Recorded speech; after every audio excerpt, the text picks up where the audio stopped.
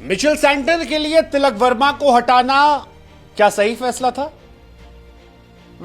ये फैसला सही था या गलत था, इस पर चर्चा चलती रहेगी। और इसी फैसले की वजह से लखनऊ की मुंबई पर जीत जो है वो एब्सोल्यूट सिनेमा हो चुकी है, क्योंकि अब सारी दुनिया में चर्चा इसी बात की है कि हार्दिक पांड्या ने जो किया क्या वो सही था, क्या वो गलत था, क्या तिलक वर्मा जो इंडिया के नेक्स्ट बिग थिंग थे वो फुस फुस फुस हो गए, या फिर मैच जो था वो कहीं फिक्स तो नहीं हो गया। अब हर तरह की चर्चाएं जो है शुरू होंगी। लखनऊ के गेंदबाजों की तारीफ से कहीं ज्यादा चर्चा मुंबई की बल्लेबाजी की होगी, लेकिन कहानी यही रहेगी कि लखनऊ 203 बनाती है और मुंबई जीत के करीब पहुंचकर भी हार जाती है। इतिहास याद रखेगा कि लखनऊ ने मैच को 12 रनों से जीत लिया था। मुंबई के फैंस ये कहते रहेंगे कि भाई साहब आज के मैच में कुछ तो गड़बड़ झाला था, क्योंकि एक दिन पहले रोहित शर्मा का स्टेटमेंट आता है कि मैंने सब कुछ कर लिया, अब मैं कुछ नहीं करने वाला। रोहित शर्मा टीम में नजर नहीं आते हैं। फिर मुंबई के ओपनर से लेकर प्लेयर जो है अजीबोगरीब खेलते हैं, समझ ही नहीं आता कि ये कैसी मुंबई इंडियंस है। लेकिन आखिरी के 2 ओवर में जो हुआ वो एब्सोल्यूट सिनेमा था। 2 ओवर, सिर्फ 29 रन चाहिए होते हैं, लेकिन उस 29 रनों में अजब गजब ड्रामा होता है। मतलब वो सब कुछ होता है जिसे देखकर हमारी जुबान से ये निकलता है कि ये क्यों था, किस लिए था, और क्या ये वाकई करना जरूरी था, इसको करके हासिल क्या हुआ। शार्दुल ठाकुर गेंदबाजी करने आते हैं, 2 ओवर 29 रन चाहिए होते हैं। नमन धीर और सूर्य कुमार यादव ने मैच बना दिया था। 2 ओवर में 29 T20 क्रिकेट के हिसाब से बहुत बड़े नहीं होते हैं। पहली बॉल पर सिंगल, दूसरी पे सिंगल, तीसरी पे सिंगल, चौथी पे सिंगल, पांचवी पे सिंगल, लेकिन पांचवी पर सिंगल लेते ही तिलक वर्मा को रिटायर कर दिया था। तिलक वर्मा को आखिरी गेंद भी खेलने का मौका नहीं दिया था। हैरानी होती कि तिलक वर्मा जो स्ट्राइक पर थे, क्या वो लास्ट बॉल भी नहीं खेल सकते थे? क्या रिटायर करना जरूरी था? और रिटायर किया भी किससे गया? मिचेल सैंटनर से। तिलक वर्मा 25 रन बनाते हैं 24 गेंदों पर। यह उनके करियर की सबसे दागदार पारियों में से एक रहेगी। लेकिन क्या सैंटनर के लिए हटाना सही था, और क्या यही फैसला था जिस वजह से मुंबई मैच हारी? एनीथिंग कैन हैपन, क्योंकि सैंटनर ने आकर भी कुछ उखाड़ा नहीं। वैसे भी सैंटनर बॉलर है, क्या वो कुछ कर सकते थे, या तिलक वर्मा शायद कुछ कर सकते थे? इस अगर मगर के बीच में ये पोस्ट मैच हमेशा से रहेगा, और इसीलिए चर्चा जो है ये बढ़ेगी। हालांकि तिलक वर्मा उनके लिए बहुत घनघोर गजब बेइज्जती है, क्योंकि एक ऐसा खिलाड़ी जिसने इंटरनेशनल क्रिकेट में 35-40 गेंद में शतक लगाया हो, साउथ अफ्रीका के सरजमीन पर जाकर तहलका मचाया हो, वो आईपीएल के एक मैच में इंपैक्ट प्लेयर बनकर आता है और रिटायर करा दिया है। आईपीएल में रिटायरमेंट बहुत नॉर्मल नहीं है, क्योंकि आज तक सिर्फ 4 खिलाड़ी रिटायर हुए हैं। रवि अश्विन, उनका नाम मुझे याद है। अथर ताड़े दिल्ली के सामने रिटायर हुए थे। साई सुदर्शन रिटायर हुए थे मुंबई के सामने, और अब रिटायर हुए तिलक वर्मा। लेकिन तिलक वर्मा धाकड़ प्लेयर है। क्या तिलक वर्मा जानबूझकर खेल रहे थे इसलिए रिटायर हो गए, क्योंकि कुछ फिशी था? मैच फिक्सिंग हो सकता है। आईपीएल की हिस्ट्री रही है तो हमारे सोचने में कोई परहेज नहीं है। या तिलक वर्मा जेन्युइनली कोशिश कर रहे थे, दिन खराब था और हार्दिक पांड्या ने उन्हें बाहर कर दिया? हो सकता है। पिछले साल भी तिलक वर्मा को डांट पड़ी थी नहीं हार्दिक पांड्या से। मुंबई के जो 2 खेमा है उसमें एक खेमा रोहित शर्मा वाला तिलक वर्मा का है। बट फिर भी एक क्रिकेटिंग पॉइंट ऑफ व्यू पे अगर सब कुछ हटा दे तो तिलक को सैंटनर के लिए रिटायर करना मेरी समझ से परे। और it's a shame for Tilak Verma, it's a shame for India, क्योंकि जो खिलाड़ी इंडिया के लिए 3 नंबर पर खेलता है वो रिटायर हो जाता है, रन नहीं बना पाता।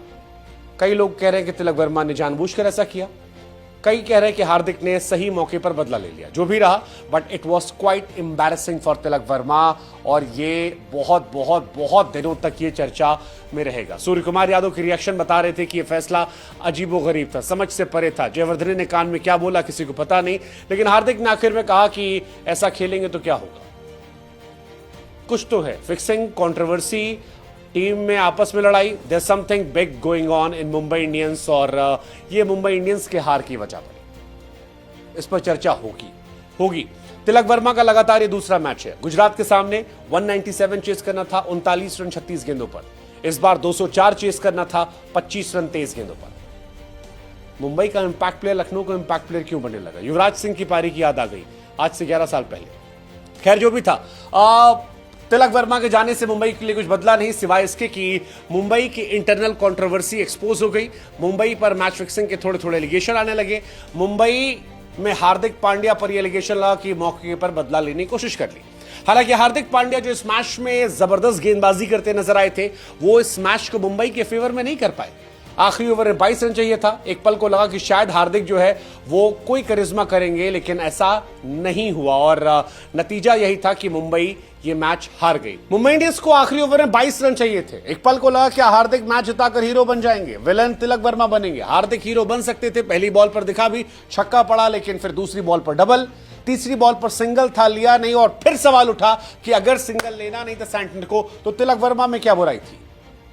क्यों, किस लिए, कैसे? चौथी बॉल पर फिर सिंगल नहीं गया, उसके बाद पांचवी बॉल पर सिंगल, छठी बॉल डॉट, मैच खत्म।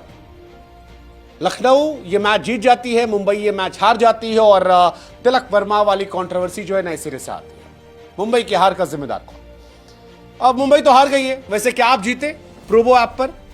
अगर आप जीते तो आपको बहुत सारी शुभकामनाएं, लेकिन अगर आप नहीं जीते तो कल 2 मैच है, डबल मौका आपको मिलेगा जीतने का, अपनी टीम को सपोर्ट करने का, मैच जीतने का। पहला मौका होगा चेन्नई का दिल्ली से मैच जब है, आपको सिर्फ इतना बताना है चेन्नई क्या दिल्ली को हराएगी। दूसरा मैच जो है वो पंजाब का राजस्थान से, आपको बताना है कि पंजाब राजस्थान से जीत जाएगी। बस इतना सा जवाब देना है। लिंक हमने डिस्क्रिप्शन में दे रखा है, जाइए, बुद्धि का इस्तेमाल कीजिए।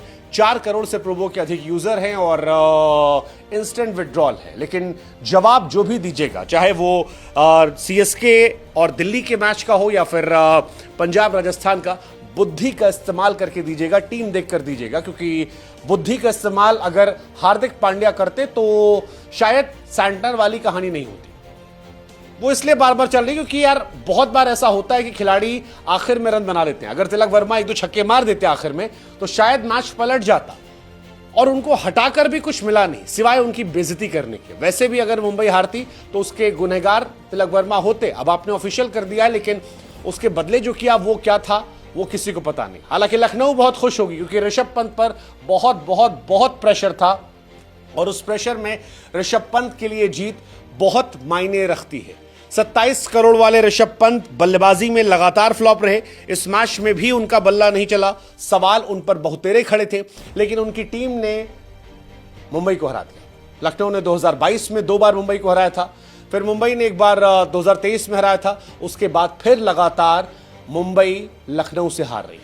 6 मैचेस में 5 मैच जो है वो मुंबई हार चुकी है। मुंबई 200 चेस करने की पोलार्ड के जमाने में मास्टर टीम हुआ करती थी, और आज हालत ये है कि मुंबई 15 बार बीते कुछ समय से चेस करते वक्त हार चुकी है।